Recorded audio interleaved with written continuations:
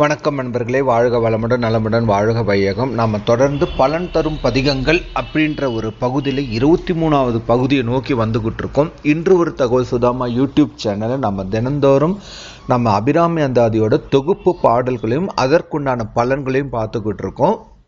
So இப்போ நாம் 23வது பகுதியில் பார்க்குறது 2 பாடல்கள். என்ன பலன் பார்த்தா, எந்த விதமான கர்ம வினைகளும் போக்கும். கர்ம வினைகள்லாம் நம்ம விதி சார்ந்தது இல்லை, இனிமேல் நடக்க போகிறது இல்லை, பூர்வ ஜென்மத்தில் நடந்தது, நம்மளோட கர்ம வினை, அனைத்து விதமான வினைகள் எதுவாக இருந்தாலும் அனைத்தும் நீக்கும்.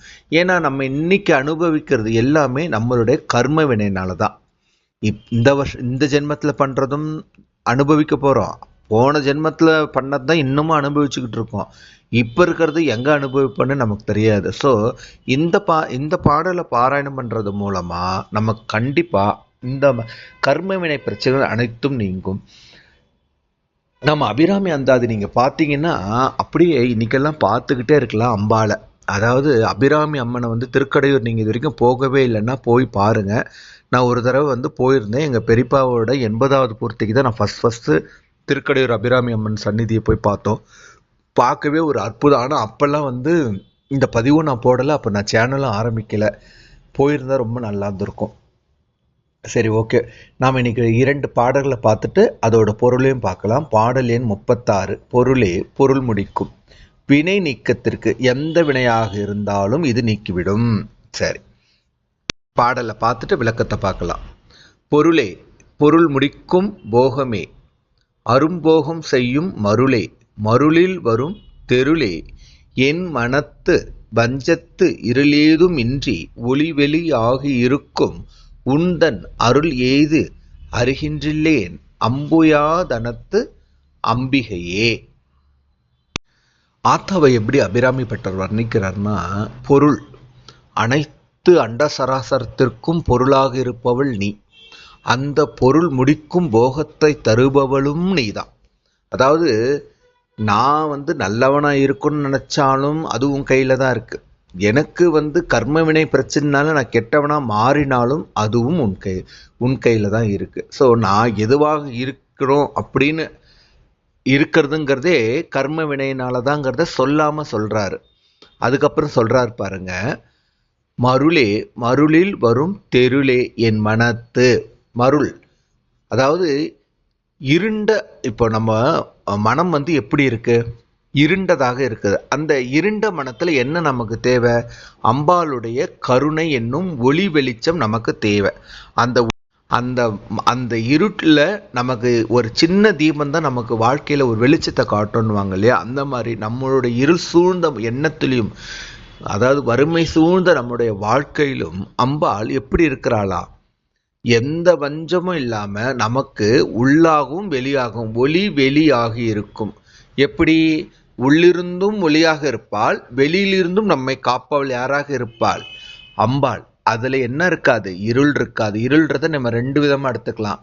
மனதில் இருக்கிற கெட்ட எண்ணங்களை போக்கி நமக்கு நல்ல எண்ணத்தை கொண்டு வர்றது. இன்னொன்று பக்தி என்னும் அதாவது கண்மா மாயை இதிலிருந்து விலகி, பக்தி என்னும் கண்மா மாயை என்னும் இருள விலகி பக்தியில நம்ம மனத்தை செலுத்துறது. இது எது பண்ணாலும் என்ன நடக்கணும்? உன் தன் அருள் ஏதும் அறிகின்றிலேன்.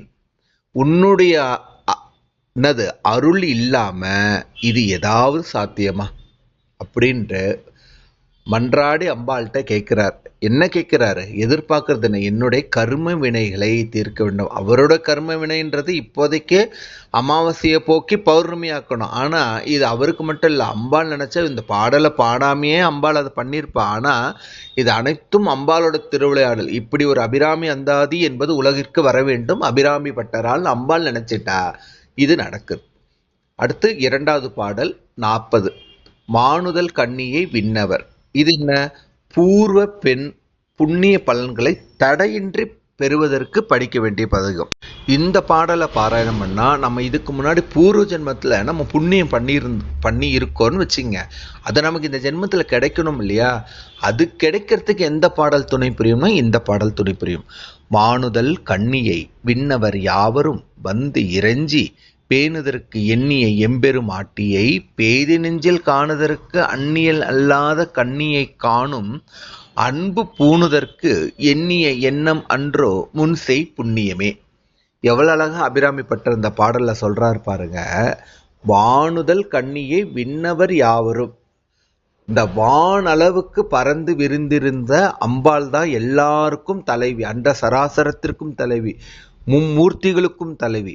அப்படி இருக்கிற அம்பாளை விண்ணவர் யாவரும் 33 தேவர்கள் ஆரம்பிச்சு பூதகணங்கள்ல இருந்து இறைவன் மும்மூர்த்திகள் முதல் முப்பெரும் தேவர் அனைவரும் யாரு வந்து இறைஞ்சி அம்பாள்கிட்ட என்ன சொல்றாங்களா, வந்து அம்பாள்கிட்ட வேண்டி மன்றாடி கேட்கிறாங்களா. என்ன கேட்கிறாங்க?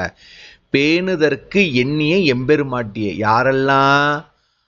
முப்பெரும் வானவர்கள் கேட்குறாங்க, மும்மூர்த்திகள் கேட்குறாங்க, 30 தேவர்கள் போட்டுறாங்க, அனைத்து 33 தேவர்கள் அம்பாளை போட்டுறாங்க.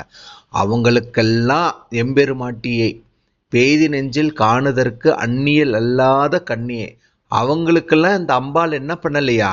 தரிசனம் காட்சி கொடுக்கவில்லையாம். அதை தான் அடுத்த லைன்ல சொல்றாரு. காணுதற்கு அந்நியல் அல்லாத கண்ணியை. இவங்கெல்லாம் கூட அம்பாளை தேடிதான் போய் வணங்குறாங்க.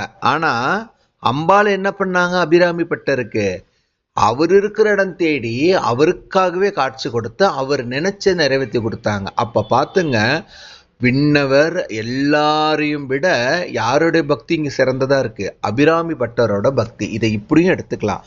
யாரு ஒருத்தருக்கு பக்தி கரெக்டா இருக்கோ, நினைப்பும் அந்த எண்ணமும் கரெக்டாக இருக்கோ, அவங்களுக்கு அம்பாள் தேடி வந்து உதவி புரிவாள்ன்றது இந்த பாட்டுல அச்சு அசலா வெளிப்பட்டிருக்காரு.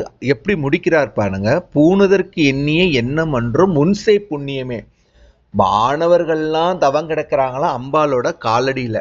அப்படி இருக்கிற அம்பாள் எனக்கு வந்து இப்படி ஒரு தரிசனத்தை நீ கொடுத்திருக்கியே, நான் முன் ஜென்மத்துல என்ன ஒரு புண்ணியம் பண்ணியிருந்தா எனக்கு நீ இப்படி ஒரு காட்சியையும் இப்படி ஒரு வரத்தையும் நீ எனக்கு அருளி இருப்ப அப்படின்னு இந்த பாட்டை முடிச்சுக்கிறாரு அபிராமி பட்டர். இந்த அபிராமி அந்தாதிக்கு ஒரு சிறப்பு இருக்குங்க.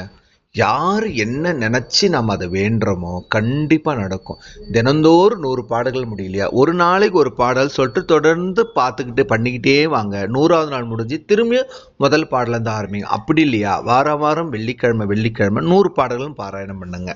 இல்ல ஒரு வெள்ளிக்கிழமை 25 பாடல்கள், இன்னொரு வெள்ளிக்கிழமை அப்படி கூட ஆனா இது பண்ண குடும்பம் தழைத்தோங்கும். ஏன்னா ஒவ்வொன்றா இதுக்குன்னா அப்படி பண்ண முடியல. ஒரு குடும்பத்தில் ஒன்று போனால் ஒரு பிரச்சனை வந்துக்கிட்டே தான் இருக்கும். குழந்தை மூலமாக பிரச்சனை வரும், வருமானம் மூலமாக பிரச்சனை வரும், ஏதோ ஒன்றுத்தில் வந்துக்கிட்டே இருக்கும். அது எதனால் இருக்கலாம், எதனால் வேணாலும் இருக்கலாம். கர்ம வினை பலனாக இருக்கலாம், இல்லை இந்த ஜென்மத்தில் நம்ம பண்ண இதுவாக இருக்கலாம், பாவமாக இருக்கலாம். ஸோ ஒவ்வொன்றா தேடி கண்டுபிடிச்சு படிக்கிறத விட இப்படி மொத்தம் 100 பாடல்கள் வாரத்தில் ஒரு நாள் இல்லை மாதத்தில் ஒரு நாள் அம்பாளுக்கு விசேஷமான தினங்களில் பாடி பாருங்க. கண்டிப்பா நம்ம என்ன நினைச்சோமோ அம்பாள் நிறைவேற்றி கொடுப்பா.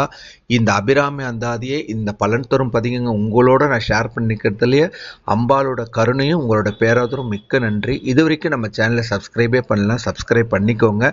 பெல் பட்டன் அழுத்துங்க, உடனே நோட்டிஃபிகேஷன் வரும். இந்த மாதிரி அனைத்து தகவல்களும் உங்களுக்கு நம்ம சேனல்ல கொடுத்துட்டு இருக்க போறோம். விரைவில் ஆடி மாதம் வருது. இந்த ஆடி மாதத்துல தொகுப்பு பாடலை முடிச்சிருவோம்.